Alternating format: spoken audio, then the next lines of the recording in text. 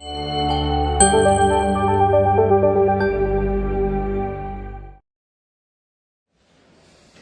밤이 되면 우리가 하루를 잘 마감해서 오늘 너무나 잘 살았다 이런 생각이 드세요? 아니면 밤에 갑자기 낮에 일어났던 많은 일들과 어려움들, 힘들, 온갖 생각들이 올라오고 더 나아가서는 어떤 실수나 또 더 나아가서는 과거의 후회 또 오늘의 부족함이 계속 생각나서 걱정과 근심으로 밤을 맞이하십니까?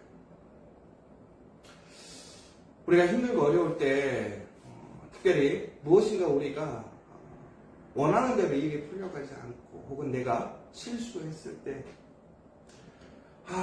왜 나는 이렇게 어려울까? 나는 왜 이거 정도밖에 되지 않을까? 나는 하나님의 자녀로서 이렇게 살아가는 모습이 맞는 것인가? 이런 우리 스스로를 정죄하고 불안해하는 그런 마음들이 일어날 때가 더 많은 것 같습니다. 그래서 아침이 와도 힘이 없는 거예요. 왜? 우리가 아침이 되기 전부터 이미 온 마음과 우리의 영혼이 쉼을 얻고 새로워져야 되는데 오히려 더 피폐해지고 힘들다 보니까 아침에 일어나기가 어려운 거예요. 그런데 오늘 우리 로마서 7장에서 바울이 우리와 비슷한 고백을 했단 말이에요. 뭐라고 그랬냐면 오라 나는 곤고한 사람이로다. 그렇죠. 얼마나 곤고한 우리의 모습입니까? 그런데 오늘 이 8장에서는 바울은 완전히 새벽에 그러한 소망을 품고 담대하게 선포하는 이야기를 합니다. 무엇이냐면 바로 우리 8장 1절의 내용입니다. 그러므로 이제 그리스도 예수 안에 있는 자에게는 결코 정죄함이 없나니. 여러분, 여기서 이 정죄함이라는 것은 단순히 누군가가 비판하거나 혹은 죄책감을 느낄 일이 없어질 것이다. 그러니까 어떤 감정적인 얘기만 하는 것이 아니에요. 이것은 하나님께서 법정에서 무효, 그러니까 무죄라고 얘기했던 것처럼 판결이 나버린 거라는 거예요. 그러니까 우리가 유죄 판결이 날 줄 알았는데 무죄라고 우리가 아예 판결을 받고 죄 없음을 이제 인정받았다라는 것입니다. 그러니까 우리가 이제는 법정에서 우리의 그러한 어떤 신분이 어떤 책임이 완전히 다 사라지고 우리가 이제는 새로운 신분으로 삶으로 바뀌게 되었다. 이것이 바로 8장 1절의 선포의 내용입니다. 그런데 오늘 이 바울은 이 선포를 누구에게 얘기하고 있는지 분명하게 얘기하고 있습니다. 누구냐면 바로 그리스도 예수 안에 있는 자들이라고 얘기를 하고 있습니다. 그러니까 우리가 그리스도 안에 있는 모든 사람들은 오늘 우리는 어떠한 죄 안에서도 결코 정죄함이 없게 되었다라는, 우리가 이제 그것에서 자유하게 되었고 무죄하게 되었다라는 것을 우리가 선포받았다라는 것입니다. 그런데 이것은 우리가 오해하기 너무나 좋은 성경의 구절이고 이것이 여러 교단의 어떤 교리적인 이해가 다른 부분들도 있어요. 그리고 또 이단들이 이 본문을 가지고 우리는 죄를 지을 수 없는 존재이다, 우리에게는 죄가 없다라고 얘기하는 그러한 본문이 되기도 합니다. 그러나 분명히 우리가 이해해야 될 것은 이것은 한 번 구원받았으므로 우리는 죄를 짓지 않는다라는 얘기가 아니에요. 아무렇게나 살아도 된다라는 얘기가 아니에요. 내가 어떤 행동을 해도 그것이 죄가 되지 않는다라는 얘기가 아니라는 것입니다. 이것은 하나님께서 우리를 놀랍게도 하나님의 은혜와 사랑으로 우리를 죄 없다라고 하신 것이고, 또한 예수님께서 우리의 죄를 감당하셔서 우리의 죄가 사해진 것이지, 우리가 어떠한 어떠한 행동을 해도 어떻게 살아도 죄가 없어지는 것이 아니라는 것입니다. 그런데 오늘 우리 특별히 결코라는 단어는 단 하나의 예외도 허용하지 않는 단어라는 거예요. 그래서 우리가 조금 혼란스러워하는 것이 뭐냐면 우리가 예수와 연합해서 그 안에 거하게 되었을 때에 어떠한 유죄 판결도 죄도 우리한테 판결을 낼 수 없다는 거예요. 그러니까 그 이유는 무엇이냐? 바로 2절에서 나오는 것처럼 그리스도 예수 안에 있는 생명의 성령의 법이 죄와 사망의 법에서 너를 해방하였다라고 얘기를 하고 있습니다. 여러분, 이것은 아까도 계속 얘기하고 있지만 이 법이라는 것은 단순한 규정집이 아니라 우리가 흔히 얘기하고 있는 강력한 원리, 질서를 얘기하는 거예요. 여러분, 우리는 태어날 때부터 아담의 죄에 의해서 특별히 우리 인간은 그 법칙 아래서 죄의 종이 되었습니다. 그리고 우리는 그것을 이겨낼 수 없는 사람들이었던 것이죠. 그런데 이것이 강력한 법칙이 적용해서 그것보다 더 강력한 법으로, 그러니까 예를 들자면 이런 거예요. 여러분, 우리가 어떤 법원에 가서 판결을 받을 때 1심을 받아요. 그런데 그 1심이 항소를 하면 2심에서 판결을 받고, 그리고 최종적으로 대법원에 가서 판결을 받습니다. 그런데 1심, 2심에서 아무리 내가 유죄였다 하더라도 대법원에서 무죄하면 그것을 끝나는 거예요. 무죄가 돼버리는 거예요. 왜? 상급법은 더 큰 법위로 그것이 규정되는 것이니까. 마찬가지라는 거예요. 율법보다 더 크신 예수님께서, 하나님께서 우리의 죄가 없음을 인정하시고 선포하셨다는 거예요. 여러분, 우리가 죄에 끌려서, 죄는 우리를 사망으로 끄는 힘이 있습니다. 그 힘을 이길 사람은 아무도 없다는 거예요. 그런데 성령께서는 죄를 끌어당기는 그 힘보다 더 강력한 힘으로 우리를 어떻게 놀라운 그 새로운 구원으로 이끌어 가시더라는 것입니다. 그런데 이것은 율법이 행하는 것이 아니라 바로 하나님께서 하셨다고 이야기하고 있는 거예요. 여러분, 율법 자체는 선하죠. 좋은 것이에요. 그런데 우리의 육신은, 우리는 그 율법을 지킬 능력이 되지 않더라는 거예요. 그래서 우리는 그 율법대로 살아갈 수가 없는 것이지요. 바로 그러한 지점에서 어떻게 하셨느냐? 바로 예수님을 이 땅에 우리의 육신으로 보내서 어떻게? 죄 있는 육신의 모양으로 죄를 위하여 육신의 죄를 정하셨다고 얘기하고 있어요. 그러면 결국 무슨 얘기냐면 이것이 예수님께서 우리의 모든 죄를 우리의 몸으로 감당하시고 죄 없음을 선포하시고 증거하셨다는 얘기인 것이죠. 여러분, 여기서 우리는 바로 다시 한번 생각해야 되는 것이 있어요. 뭐냐면 오늘 우리 5절에서 8절에서 분명히 얘기하고 있습니다. 우리의 삶은 우리의 생각대로 이끌어져 간다는 거예요. 그런데 우리는 육신의 생각, 영의 생각으로 우리는 항상 그러한 갈등 가운데 있더라는 거예요. 그런데 육신의 생각은 무엇이냐? 우리를 사망으로 이끄는 거예요. 죄의 결과, 죄의 싹수로 이끄는 거예요. 그러나 영의 생각은 뭐냐? 생명과 구원과 새로움으로 이끌어 간다는 거예요. 그러니까 우리가 우리의 어떤 외적인 그리고 우리의 조건적인 상황에서 이미 하나님께서는 예수님을 통해서 우리가 죄 없음을 깨끗게 하셨어요. 그래서 우리는 그 죄로 인하여 우리는 하나님 앞에 그러한 심판을 받는 자가 아니라 우리는 하나님 앞에 하나님의 자녀로 새롭게 되어져서 우리는 하나님의 의의 길, 생명의 길, 하나님의 놀라운 하나님의 나라의 백성이 된다는 것이죠.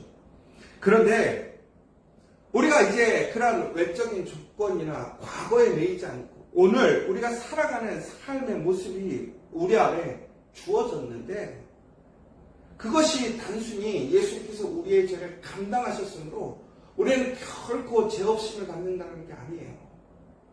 여기서 이제 각각의 교단의 생각들이 조금 차이점이 있어요. 그런데 웨슬레나 우리 성결교회에서는 이렇게 얘기를 하고 있습니다.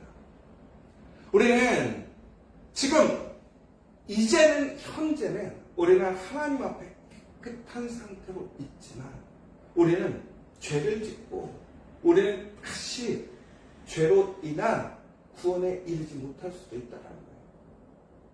그러니까 여러분 여기서 이게 잘 생각해야 될 것이 무엇이냐면 여러분 우리가 죄를 이길 힘이 없었어요.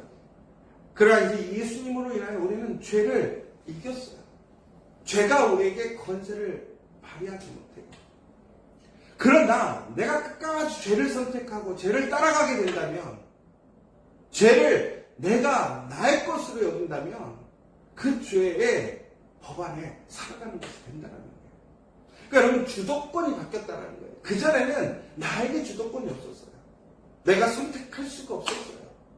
왜? 나는 아예 그 죄에 얽매여 있었고 거기서 구속되었었고 거기서 해방될 수 없었던 사람이라는 거예요. 그러나 이제 모든 것이 다 끊겼단 말이에요. 그런데 내가 그 죄의 종이 되고자 한다면 내가 죄의 그러한 이끌림을 받는 삶을 선호하고 선택한다면 우리는 그 상승을 가질 수밖에 없다는 거예요. 여러분 그런데 우리가 예수님이 내 죄를 위해 죽으셨기 때문에 나는 어떻게 살아도 나는 하나님 앞에 거룩한 삶을 살지 않고 내가 그저 하나님 예수님 믿습니다 그 말만 하면 내가 하나님께 택한 백성으로 아주 예정되어지고 운명되어져 있기 때문에 결코 나는 잃어버리는 자녀가 되는 것이 아니라 나는 언제나 구원받을 수 있는 사람이다. 그냥 택함 받은 사람이다.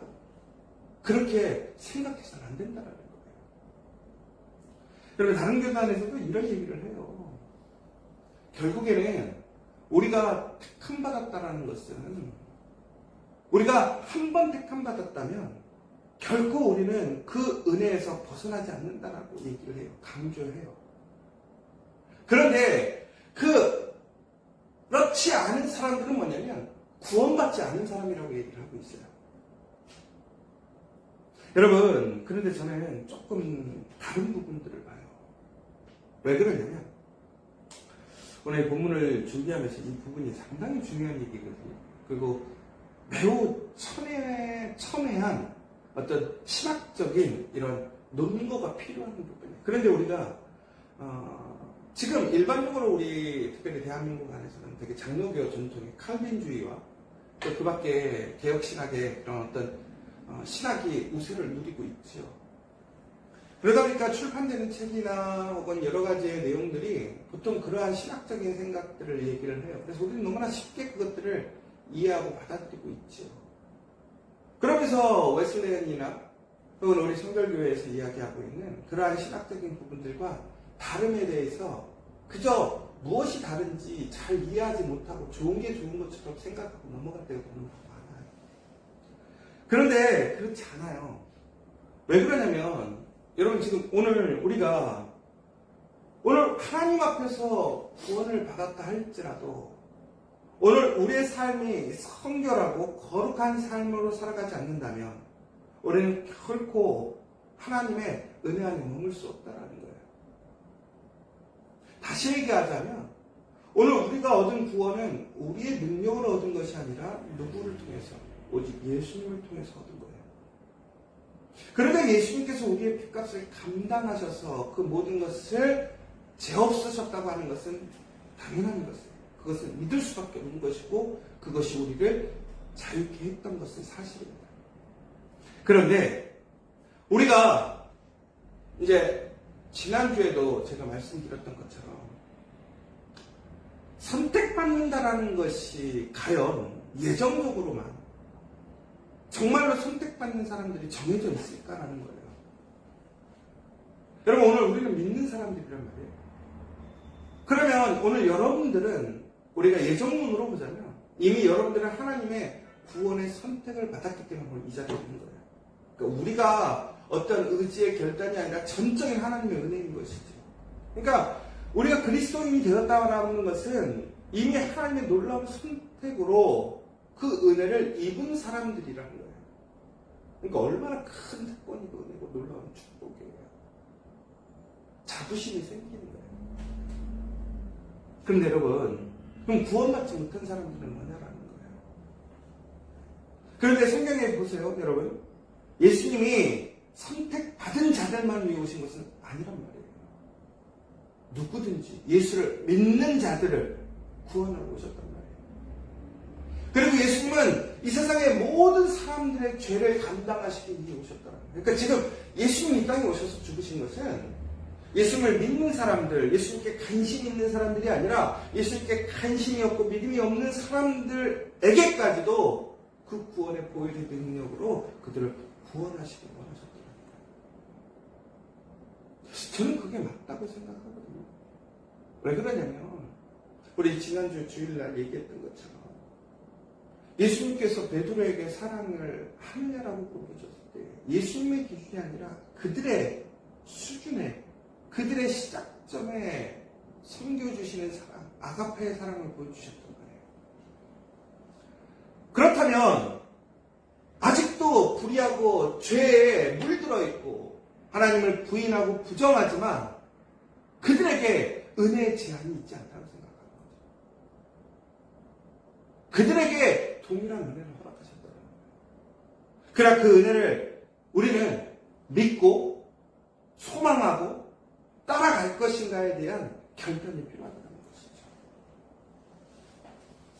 그래서 그러한 조건이 모든 사람들에게 주어져 있는 것. 그러므로 우리는 오늘 하나님의 놀라우신 은혜로 우리가 구원받게 되었고 또한 그러한 결단과 믿음을 할 수 있게 되었다는 것이 우리에게 주어진 특권이고 은혜라는 거예요. 그런데 여기서 매우 중요한 포인트는 오늘 바울이 뭐라고 얘기하고 있는 거냐면 그러면 그 믿음의 결단과 그러한 거룩한 삶을 살아가는 것은 누구를 통해서 이루어지느냐라는 거예요. 그런데 그것 또한 우리를 통해서 이루어지는 것이 아니라 누구를 통해서? 성령을 통해서. 하나님의 거룩한 영을 통해서 우리가 믿게 되는 것이고 고백하게 되는 것이고 성경에서는 분명히 이렇게 얘기하고 있단 말이에요. 여러분 우리는 이미 예수로 인하여 우리는 우리의 모든 죄를 사함받고 깨끗하게 되었어요. 그러나 오늘 우리가 거룩하고 성결한 삶을 이어가지 않는다면 육신의 정욕을 따라간다면 우리는 죄의 삭스로 그 결과를 맺을 수밖에 없다는 거예요. 왜? 지금 우리가 그렇게 살아가면 분명히 성경에서 로마서에서 바울이 이렇게 얘기를 했잖아요. 그 싹의 열매를 맺게 돼 있다고. 그런데 우리가 오늘 거룩하게 살아간다는 것은 나의 의지나 도덕적인 윤리의 기준이 아니라 철저하게 누구를 따라서? 성령을 따라서. 그래서 전국에는 우리가 그 성령을 따라 살아가다 보면 우리는 전국에는 내가 거룩함의 목표를 향해서 내가 기준을 향해서 뭐 운동하듯이 레벨을 올려가는 것이 아니라 성령께서 우리를 거룩하고 성결하게 하시는 거예요. 그리고 우리는 결국에는 성령의 열매를 거룩의 열매를 맺을 수밖에 없게 되더라는 거예요. 왜? 성령께서 우리를 바꾸시는 거예요.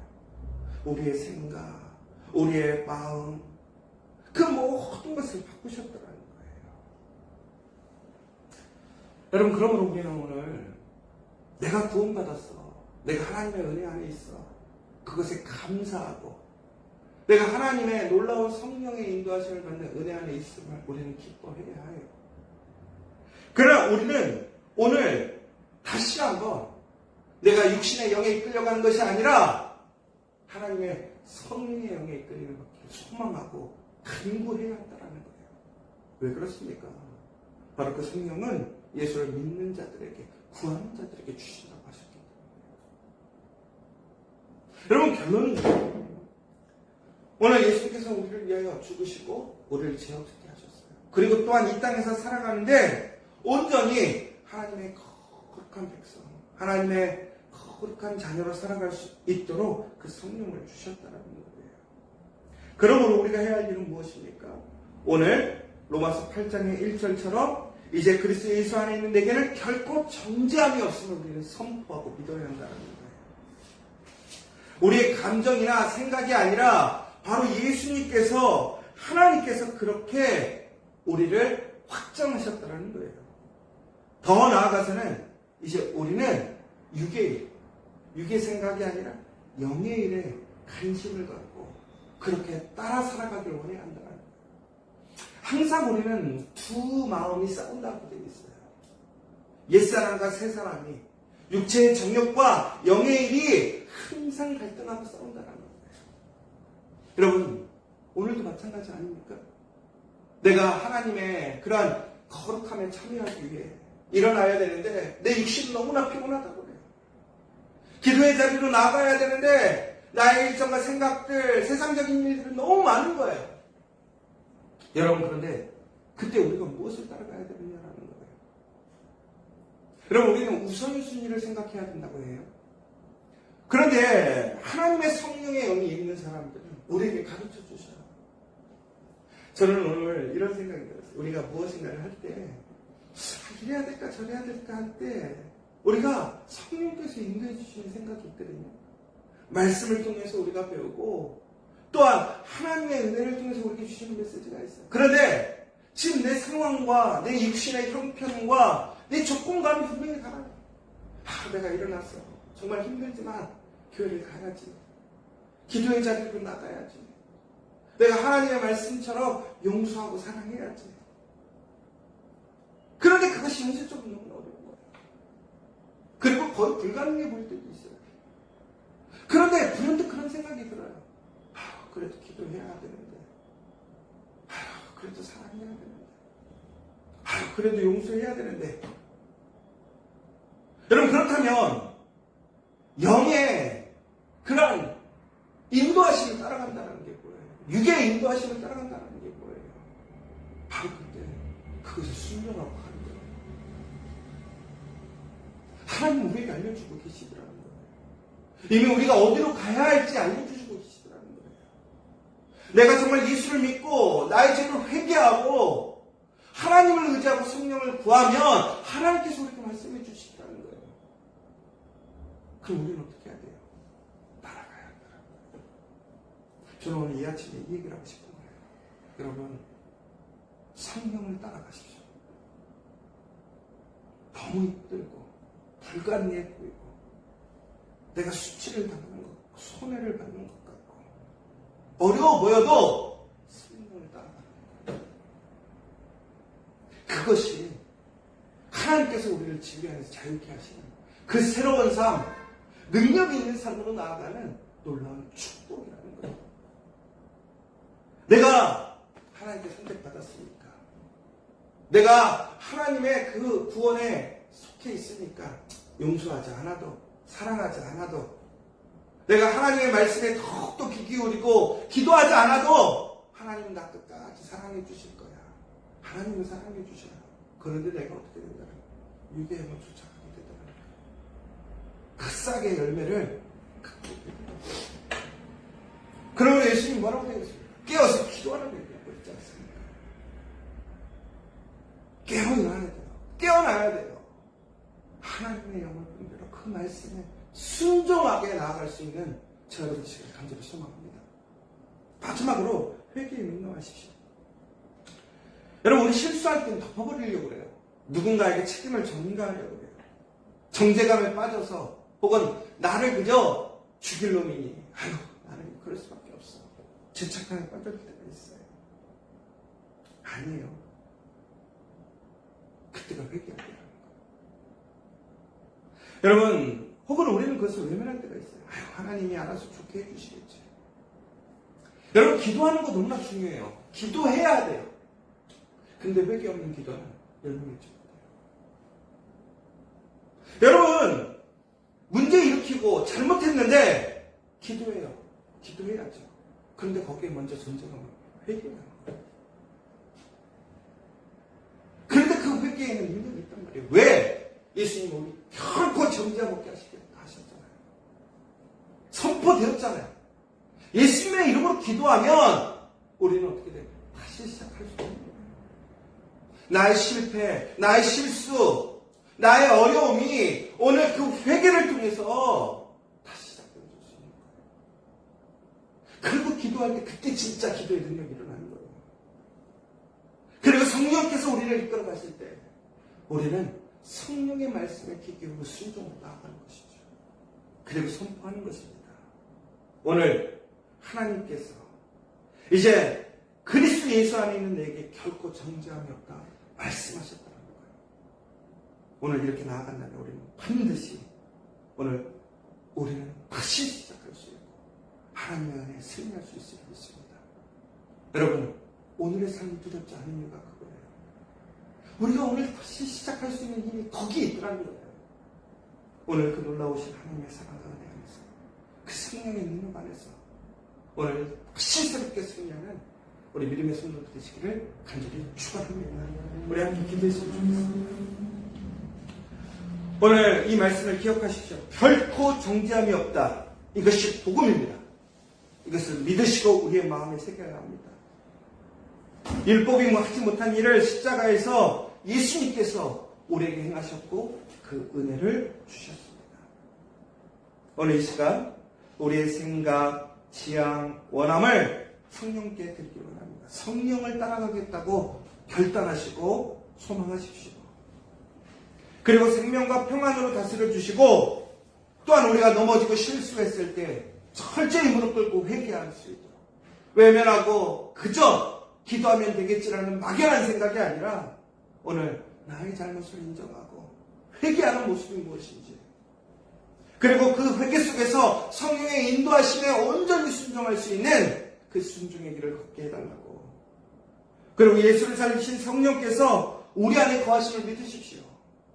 그리고 또한 우리의 죽을 몸도 살리시다는 사실을 기억하시고 성령께서 우리의 문제와 어려움과 그 모든 것을 그리스도 예수 안에서 새롭게 하심을 믿으시기 바랍니다. 오늘 힘들게 기도하는 우리 믿음의 성도 되시기를 간절히 소망합니다. 이 시간 함께 기도하기는 우리 정말 우리 영육간에 지치고 힘들고 아픈 우리 교우들이 있습니다. 그 한 사람 한 사람들을 위해서 기도해 주시고 또 직장에 가정에 또한 관계의 문제 또 여러 가지에 얽히고 설켜서 우리가 육신의 정욕을 따라가고 육신의 영을 따라가는 우리가 판단해버리는 일들이 얼마나 많은지 모릅니다. 그러나 오늘 우리는 그 의의 길, 영의 길을 따라서 하나님의 말씀 안에서 사랑하고 또한 섬기고 용서하고 또한 무엇보다 새롭게 살아갈 수 있는 우리가 되어질 수 있기를 간절히 기도하시는 시간 되었으면 좋겠고 또 우리 고3의 자녀들 또 우리 믿음의 자녀들이 하나님 앞에서 함대하게 하나님의 믿음의 자녀들 될 수 있도록 마지막으로 우리 지저처치 하나님께서 인도하시는 그 소명의 길, 사명의 길을 인도하시는 대로 성령의 이끄신 대로 순종하고 나아갈 수 있기를 그리고 그것에 순종해서 나아가기를 작정하고 하나님께서 인도해 주시기를 간절히 기도하는 시간 되었으면 좋겠습니다. 우리 주기도문으로 마치도록 하겠습니다. 하늘에 계신 우리 아버지, 아버지의 이름을 거룩하게 하시며 아버지의 나라가 오게 하시며 아버지의 뜻이 하늘에서와 같이 땅에서도 이루어지게 하소서. 오늘 우리에게 일용할 양식을 주시고 우리가 우리에게 잘못한 사람을 용서하여 준 것 같이 우리 죄를 용서하여 주시고 우리를 시험에 빠지지 않게 하시고 악에서 구하소서. 나라와 권능과 영광이 영원히 아버지의 것입니다. 아멘.